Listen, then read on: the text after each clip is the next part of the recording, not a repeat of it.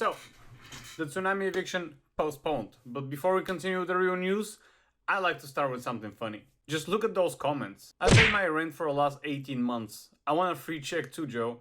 That's a good point. I mean, what happens with those people who kept paying rent through all those times? I mean, basically they did what they're supposed to do.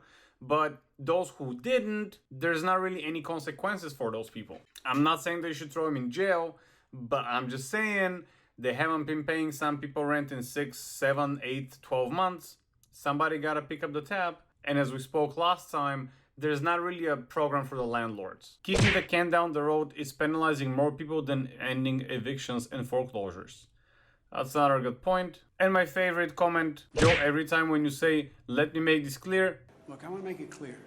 It's never clear.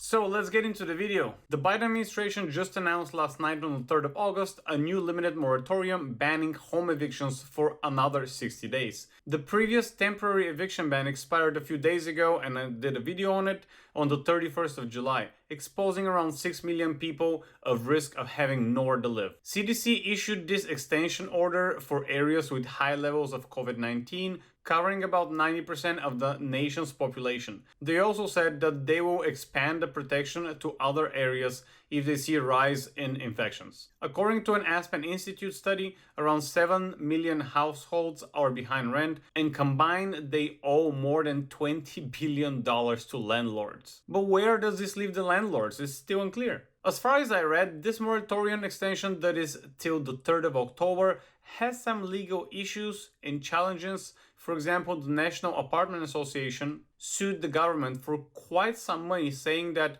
I quote, an unfunded government mandate that forces housing providers to deliver a costly service without compensation and saddles renters with unsurmountable debt. Biden said that he will be clear and that the extension will give the government time to distribute unused congressionally approved funds. Like they just found that money laying around somewhere and forgot about it.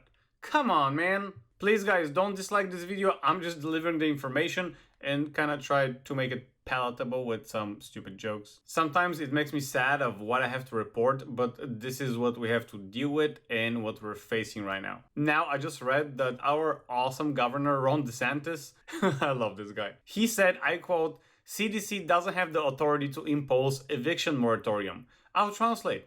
He pretty much told the CDC to F off. I admire a person who doesn't give an F. State of Florida actually sued CDC because of them stopping the cruise ship business and won the case. Florida man strikes again! If you're from Florida, you'll know what I mean. So, he says, it's a question of do these unelected agencies have the ability to extend the moratorium without legislative authorization. And that's it for today, guys. Hope that was informative. Keep hustling. See you next time.